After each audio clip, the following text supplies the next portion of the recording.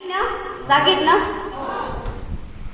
लेखनीची तलवार वाचेचा प्रहार, लेखनीची तलवार वाचेचा प्रहार, ज्ञानाचा सार हादरले ब्रिटिश सरकार.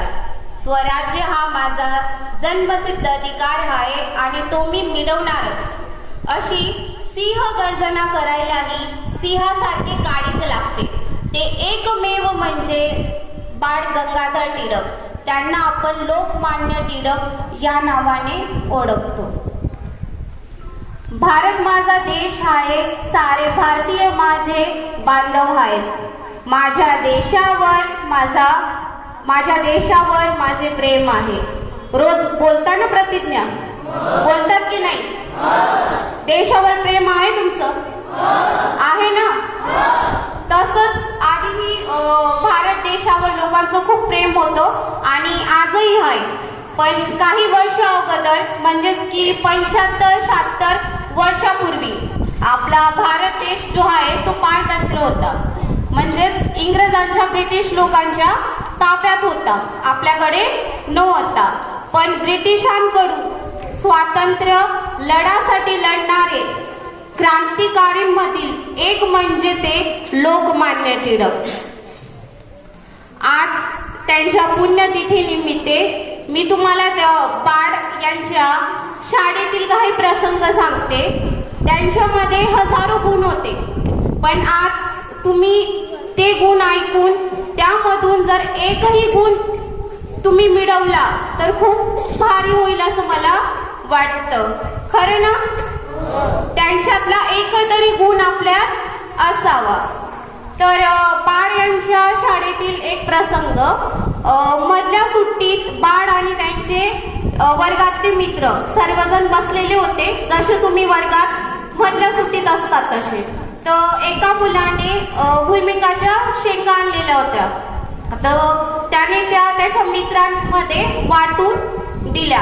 सर्व मित्र मस्त आरामाने आनंदाने त्या भुईमुगाच्या शेंगा खात होते आणि खाऊन ते जे टरफले असतात ते इकडे तिकडे वर्गात चौकी बाजू फेकायचे, कुठेही बिनधास्त. मग थोड्या वेळाने रिसेस पूर्ण झाल्यावर त्यांचे गुरुजी आले वर्गात. आता समजू शकतात की ती वर्गाची कशी असेल, वर्ग कसा दिसत असेल बरं. टरफले इकडे तिकडे सर्व टरफले टाकलेले, तर वर्ग कसा दिसत असेल. तर गुरुजी आले, संताप आला त्यांना ते विचित्र असं पाहून. इकडे तिकडे सर्व कचरा. मग ते आले आणि विचारायला लागले की हा कचरा कोणी केला, हे कोणी खाल्लं. तर पूर्ण वर्ग सर्व विद्यार्थी एकदम गुपचूप असे आपल्या जागेवर उभे राहिले.